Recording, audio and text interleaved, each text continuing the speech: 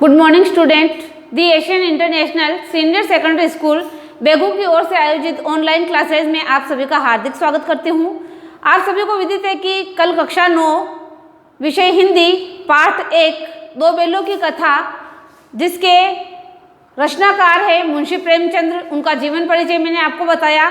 और यह जो पाठ आपके सामने 5 भागों में विभाजित है, दो बेलों की कथा, इसमें से एक भाग जो मैंने आपको अगली वीडियो में पढ़ा दिया था और अब दूसरा भाग मैं आज आपको पढ़ाऊंगी।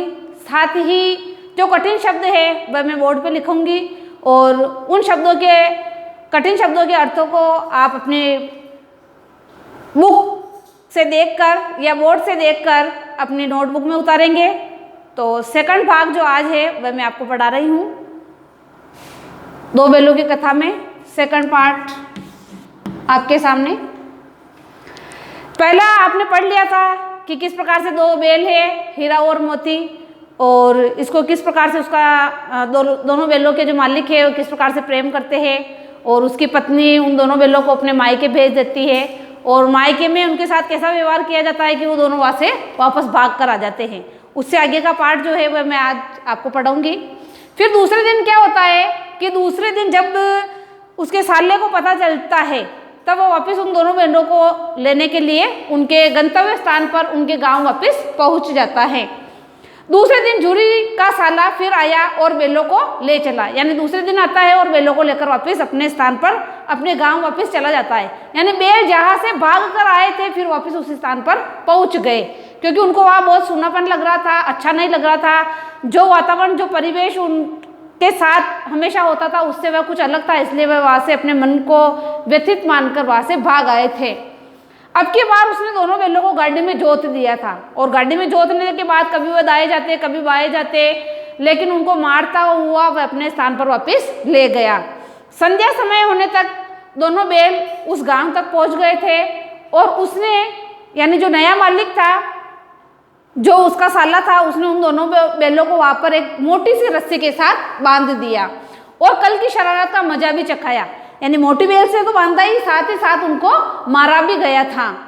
फिर वही सूखा चारा उनके सामने डाल दिया गया कि ये चारा है, खाना है तो ठीक और नहीं खाना है तो कोई बात नहीं। दोनों बेलों की उस समय दुर्दशा देखने लायक बनती है और वह उस समय कुछ नहीं बोलते हैं और अपना मुंह झुकाकर खड़े रहते हैं। दोनों बेलों का ऐसा अपमान उनके जीवन काल में कभी भी नहीं हुआ था। अब अपमान से तात्पर्य यूँ लिया जा सकता है कि एक तो मोटी रस्सी से उनको बांधा गया था, दूसरी तरफ अपमान से तात्पर्य ये लिया जा सकता है कि बांधने के साथ साथ उनको मारा भी गया था, पीटा भी गया था। तो इस चीज को वह दोनों बेल अपना अपमान समझ रहे थे। जूरी ने फूल की जड़ी से भी न छूता था, अर्थात जूरी जो था वह इसके दोनों बेलों के साथ कभी भी अन्यायपूर्ण व्यवहार नहीं करता था और बहुत ही अच्छी तरीके से दोनों को रखता था। उसकी टिटकार पर, यह कठिन शब्द है, इसका अर्थ आप जरूर अपने नोटबुक में लिखेंगे। टिटकार का अर्थ होता है मुंह से निकलने वाला टिक टिक शब्द या स्वर, जिसमें जूरी जो है वह बेलों को बुलाता था, टिक टिक करता था, जिससे ही वह समझ जाते थे कि उनको अपने गंतव्य स्थान पर जाना है या कुछ खाना है या आगे की तरफ प्रस्थान करना है। तो टिटकार का अर्थ हो गया मुंह से निकलने वाला टिक टिक शब्द। और यहाँ पर उनके बदले में क्या हो रहा था, ना ही कोई उनको पुचकारने वाला था, बदले में उनको और मारने वाला था। आहत सम्मान की व्यथा तो थी ही, उस समय उनको सिर्फ सूखा चारा ही मिलता था। दूसरे दिन गया ने बेलों को हल में जोता, यानी दूसरे दिन संध्या समय तो लेकर आया था। जैसे प्रातःकाल हुई उसने उनके सामने चारा वगैरह डाला, लेकिन उन्होंने खाया नहीं, तो उसने क्या किया, उन दोनों को हल में जोता। पर इन दोनों ने जैसे पाँव उठाने की कसम खा रखी हो, वह बिल्कुल भी वहाँ से तस के नस ना हुए, यानी जिस स्थान पर खड़े थे, जिस स्थान पर उनको बांधा गया था उसी स्थान पर वह रुक कर रह गए। वह मारते मारते थक गया उनको मारते मारते थक गया। क्यों मार रहा था कि ये कुछ पैर अपने आगे बढ़ाए, पर दोनों ने पाँव तनिक भी ना उठाया, यानी जरा सा भी अपना पैर नहीं उठाया था। एक बार जब उस निर्दयी ने हीरा की नाक पर खूब डंडे जमाए, हीरा जो बेल था उसकी नाक पर डंडा लेकर खूब जमाया, उसको खूब मारा उस समय, तो मोती का गुस्सा भी उस समय काबू से बाहर हो गया, यानी वह भी अपने सींग हिलाने लगा गया के ऊपर। हल और उस समय सींग हिलाते हुए हल लेकर भाग गया था, तो उस समय रस्सी जुआ जोत सब टूट टाट कर बराबर हो चुके थे, यानी अस्त व्यस्त हो गए थे सारे सामान। लेकिन गले में बड़ी बड़ी जो रस्सियां बंधी हुई थी उसके कारण हीरा और मोती वापस पकड़ में आए, वरना वो दोनों वापस पकड़ में भी नहीं आते। हीरा ने मुख भाषा में कहा, यानी उनकी जो मुख भाषा थी उसी में हीरा ने मोती से कहा कि व्यर्थ में भागना व्यर्थ है, क्योंकि भागेंगे तो ज़्यादा दूर अपन भाग नहीं सकते हैं, और गले में इतनी मोटी रस्सी है कि वापस इस रस्सी के कारण हम पकड़े जाएंगे। मोती ने उत्तर दिया कि तुम्हारी तो इसने जान ही ले ली। क्या कहा मोती ने उसके प्रत्युत्तर में? मुख भाषा में वार्तालाप कर रहे हैं एक दूसरे से कि इस गया ने तो तुम्हारी जान ही ले ली। जान ही क्यों ले ली? क्योंकि उसके नाक पर बहुत ही डंडे मारे गए थे। तो वो वापस हीरा और मोती वार्तालाप करते हैं, अब की बड़ी मार पड़ेगी, यानी अब की बार अगर ऐसा कुछ भी कार्य किया जिससे अगर गया को गुस्सा आ गया तो आज जो मारा है उसकी भी डबल मार वापस हमें पड़ सकती है। तो वापस बेल कहते हैं कि पढ़ने दो, बेल का जन्म मिला है तो मार तो पड़ेगी ही। वह अपने आप को कहना चाह रहे कि हम जानवर हैं, इसके बदले में, इसके प्रत्युत्तर में हम सिर्फ सींग हिला सकते हैं, और अगर ऐसा काम किया, सींग हिलाया या सींग से मारा उसको, तो दोबारा में वापस वह इससे भी ज़्यादा हमारे साथ कुछ भी कर सकता है। तो हम बेल है और हमारा जन्म ही इसलिए हुआ है कि हम डंडे खाए। मोती दिल में ऐंठ कर रह गया। उस समय वह चुपचाप सारी चीजें सहन करके रह जाता है और दोनों को पकड़कर ले चला। कहाँ पर? खेत की तरफ। आज दोनों के सामने खेत पर ले जाकर उनसे काम करवाया गया। संध्या टाइम हुई। संध्या टाइम जब दोनों बैलों को अपने गंतव्य स्थान पर लाया गया, जब उनको थान पर बांधा गया, तो वहां पर वापस उनके सामने वही सूखा चारा डाला गया। क्यों डाला गया? गया के द्वारा, क्योंकि दोनों बैल थे वह भी मिलजुल कर वहाँ पर काम नहीं कर रहे थे, और दोनों बैल काम इसलिए नहीं कर रहे कि उनको वहाँ पर वो अपनापन, प्यार, स्नेह भी नहीं मिल रहा था, और खाने के लिए जो पर्याप्त होता है चारा, हरा चारा डाला जाता है, तो वह हरा चारा उनको दिया ही नहीं जा रहा था, सिर्फ सूखा चारा ही दिया जा रहा था। दोनों चुपचाप खड़े रहे। घर के लोग भोजन करने लगे। संध्या समय हुई, उनके सामने सूखा चारा डाला गया, लेकिन दोनों बैलों ने बिल्कुल भी मुंह नहीं लगाया। पर संध्या समय हो गई तो परिवार के जो लोग थे उन्होंने भोजन करना आरंभ किया। उस वक्त उस घर में एक छोटी सी लड़की थी। उस घर में वह जो लड़की थी उन परिवार वालों के साथ जो रहती थी, उसने घर के टिफिन से 2 रोटियां वह निकाल कर लाई थी, और दोनों रोटियां लाकर वह किसको दे देती है? एक हीरा को रोटी दे देती है और एक रोटी मोती को दे देती है, यानी दोनों बैलों को एक एक रोटी दे देती है। लेकिन यह काम उस समय उन बैलों के लिए ऐसे होता है जैसे ऊंट के मुंह में जीरा डालना, क्योंकि भूखे तो थे लेकिन उनकी भूख एक रोटी खाने से शांत नहीं हुई थी। पर वह उस बच्चे का स्नेह देखकर, प्यार देखकर उस रोटी को खा लेते हैं। पर उस समय उनकी भूख शांत नहीं हुई, पर दोनों के हृदय को मानो भोजन मिल गया था। एक संतुष्टि थी कि हाँ, हमें कुछ खाने के लिए मिल गया। पेट तो नहीं भरा था लेकिन संतुष्टि जरूर हो चुकी थी। यह भी किसी सज्जन का वास है। वह मन में दोनों बैल सोच रहे कि यहाँ पर भी किसी सज्जन का वास है, क्योंकि जहाँ पहले स्थान पर वह रहते थे वहाँ पर जूरी नाम का जो व्यक्ति था उनसे इसी प्रकार का स्नेह करता था। लड़की भैरो की थी। भैरो जो इस परिवार का मुखिया है उसकी वह लड़की थी, लेकिन उसकी माँ मर चुकी थी, और यह जो दूसरी माँ थी यह उसकी सौतेली माँ थी। तो यह सौतेली माँ उस लड़की से इतना प्यार या स्नेह नहीं करती थी, इसलिए इन बैलों से उसे एक प्रकार की आत्मीयता हो गई थी। एक आत्मीयता का अर्थ होता है अपनेपन का भाव। दोनों दिन भर जोते जाते, खेत में काम करवाया जाता उनसे, उनको खूब डंडे भी मारे जाते, और वह अड़ते रुकते लेकिन मार खाते हुए फिर वापस काम करते। शाम को थान पर बांध दिए जाते। थान का अर्थ होता है स्थान।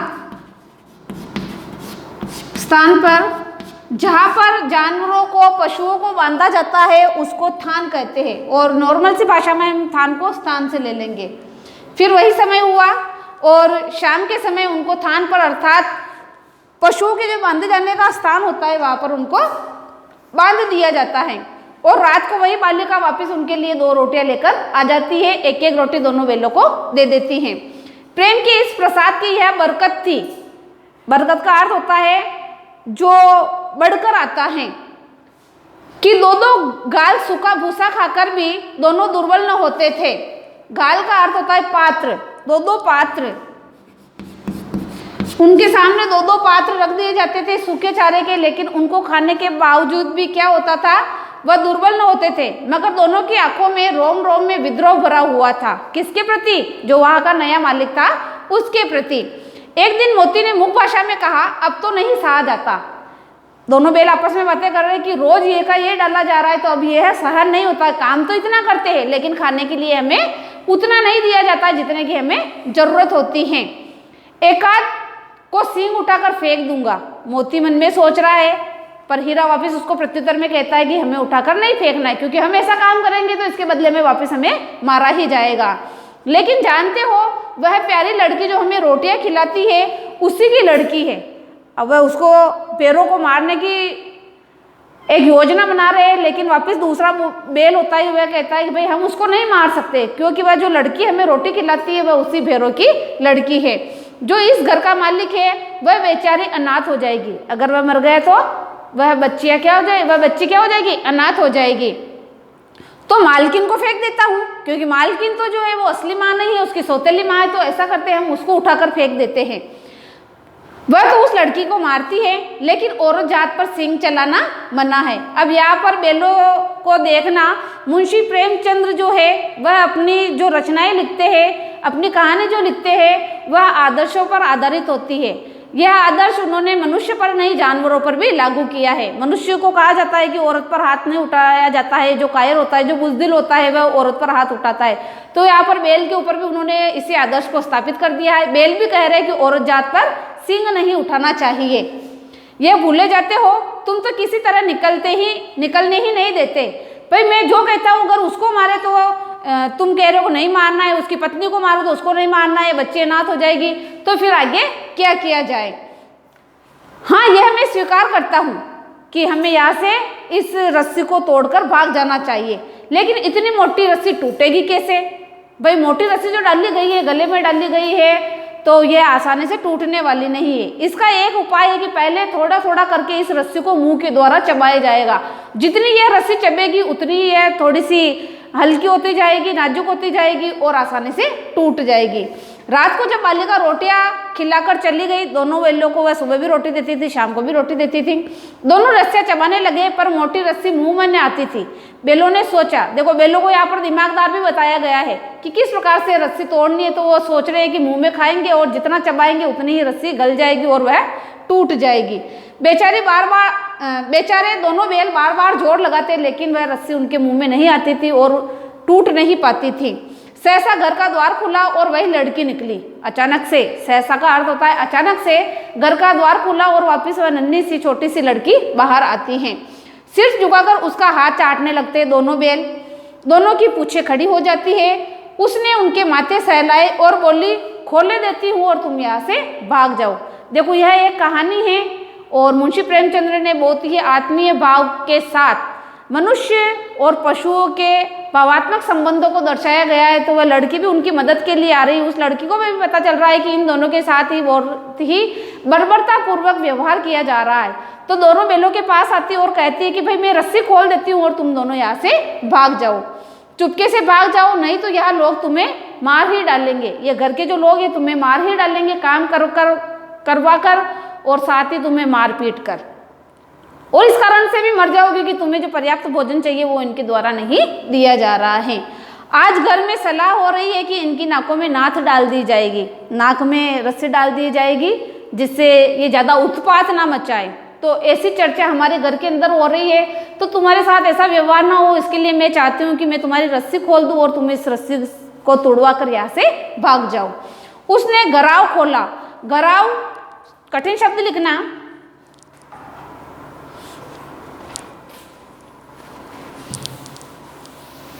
कठिन शब्द अपनी नोटबुक में लिखोगे।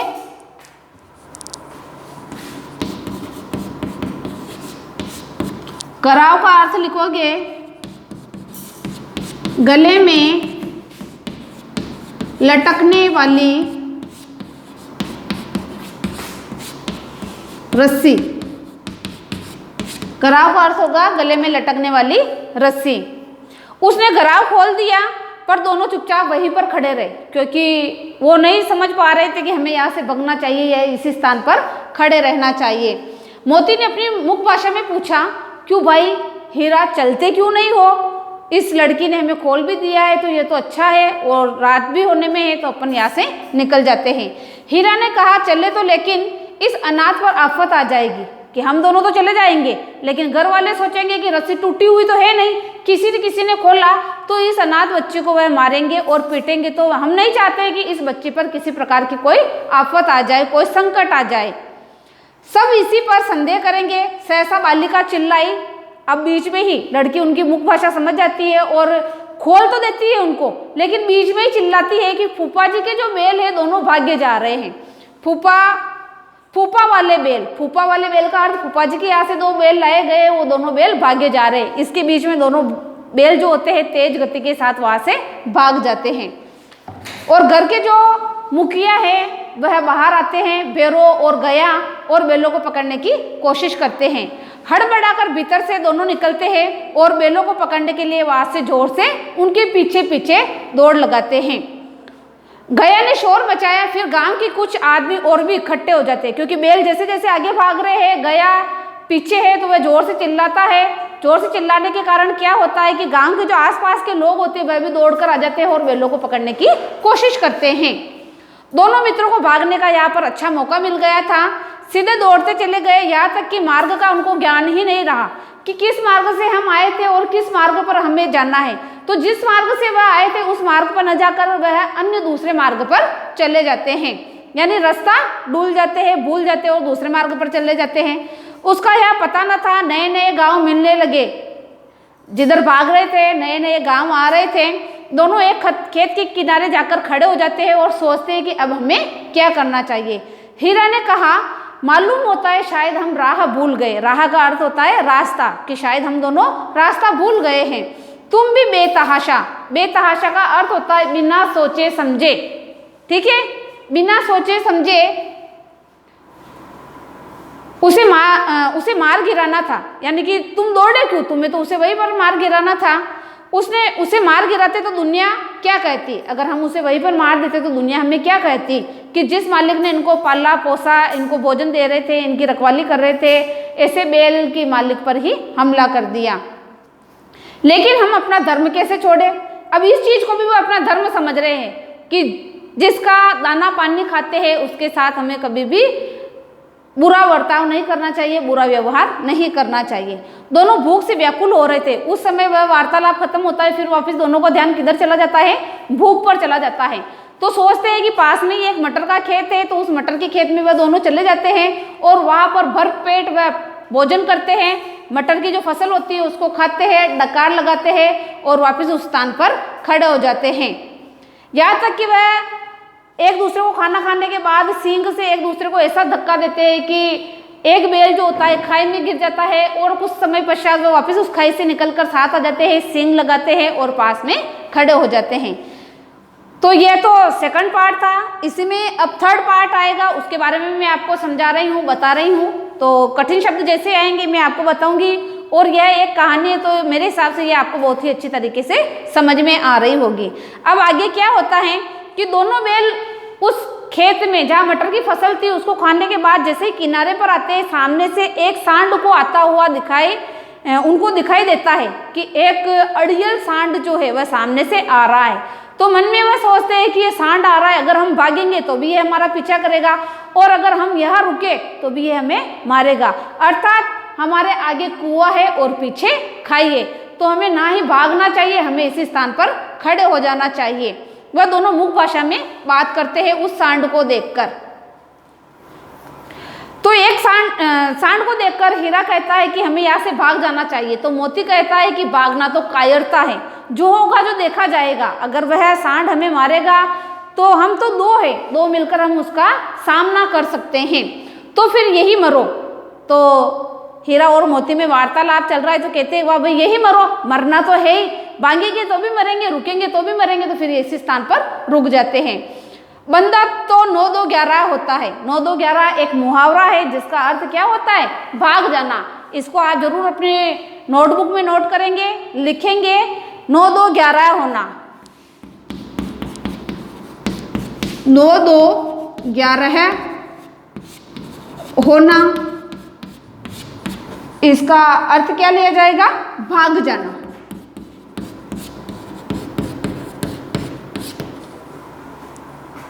पुलिस को देखकर चोर 9 2 11 हो गए। तो 9 2 11 एक मुहावरा है। तो जब मैंने मुंशी प्रेमचंद का जीवन परिचय लिखाया था उस समय भी मैंने इनकी भाषा के लिए लिखाया था कि सरल है, सहज है, मुहावरेदार है।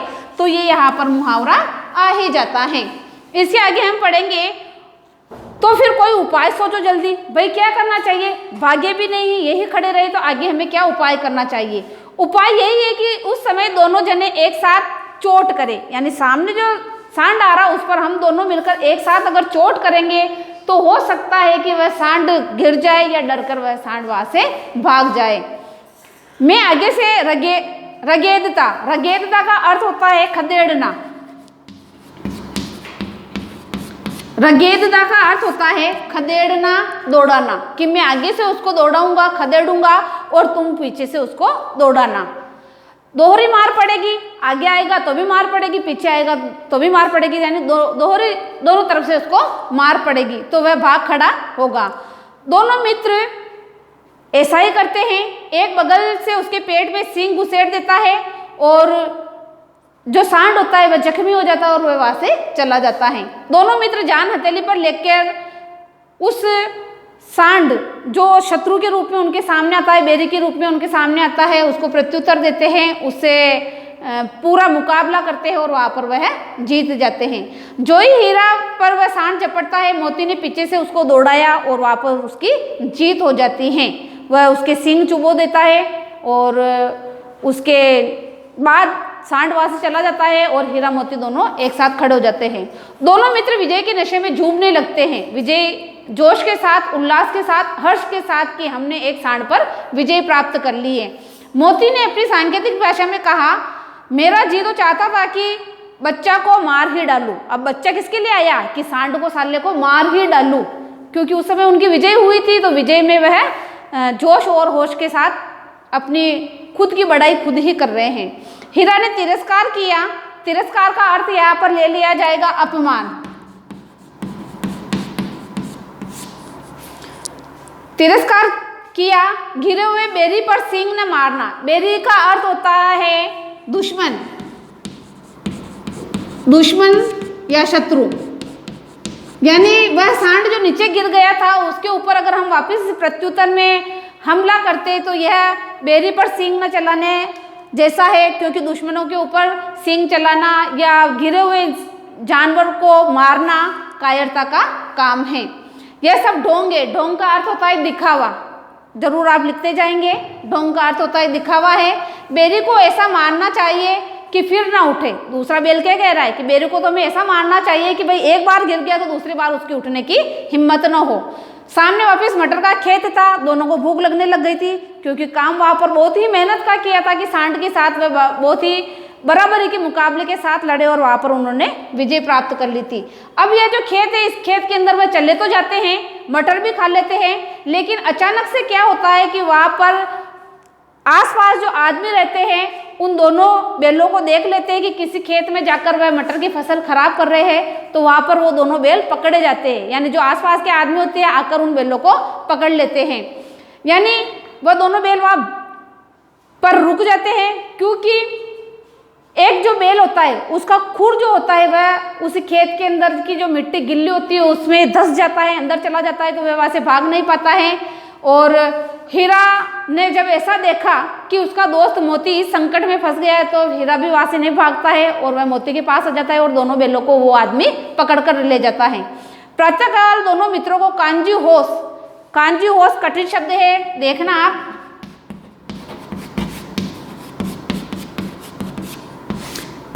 इसका अर्थ होता है मवेशी खाना, यानी कांजी होश एक ऐसा स्थान है, एक ऐसा मवेशी खाना है जहां पर दूसरे जानवर जो होते हैं, जो दूसरे व्यक्तियों के खेतों को खाते हैं या खेतों में जो फसलें होती हैं उनको खाते हैं, तो वो व्यक्ति उन पशुओं को, उन जानवरों को पकड़कर कांजू हाउस में यानी मवेशी खाने में बंद कर देते हैं, या तो फिर वहाँ पर कुछ दंड लेकर उन बैलों को छोड़ दिया जाता है, या फिर ऐसा होता है कि अगर कोई व्यक्ति नहीं आता है उन बैलों को लेने के लिए तो उन बैलों की नीलामी कर दी जाती है। तो यह 3 भाग आज मैंने आपको पढ़ा दिए हैं। एक तो कल की वीडियो में कंप्लीट हो गया था, 2 भाग आज की वीडियो में कंप्लीट हो जाते हैं, और अब चौथा और पांचवा 2 और पार्ट है जो मैं आपको नेक्स्ट वाली वीडियो में पढ़ाऊंगी। साथ ही कांजू हाउस यानी मवेशी खाना जहाँ पर वो दोनों बैल फंस जाते हैं, अब दोनों बैल फंस जाने के बाद किस प्रकार से इनका कोई दंड लेकर इनको छुड़वाने के लिए आता नहीं है, साथ ही यहाँ पर इनकी नीलामी होती है और कैसे इनके साथ व्यवहार होता है, और कैसे अंत में ये वापस अपने गंतव्य स्थान पर अपने ही मालिक के यहाँ पहुँच जाते हैं। बहुत ही रोचक कहानी है, इसको मैं आपको कल पढ़ूंगी। तो मेरे द्वारा पढ़ाई गई 2 बैलों की कथा आपको बहुत ही अच्छी तरीके से समझ में आई होगी, और कठिन शब्द मैंने आपको बता दिए, उन शब्दों को आपको पढ़ना है एक बार, और कहानी मेरे हिसाब से आपको साथ के साथ समझ में आ रही होगी। फिर भी आप अपने सुझाव दिए हुए नंबर पर भेज सकते हैं, और आशा करती हूँ कि यह वीडियो आपको बहुत ही पसंद आई होगी, और इसको अपने दोस्तों के साथ ज़्यादा से ज़्यादा लाइक एंड शेयर करें। इससे आगे वाला भाग मैं आपको कल पढ़ाऊँगी। धन्यवाद।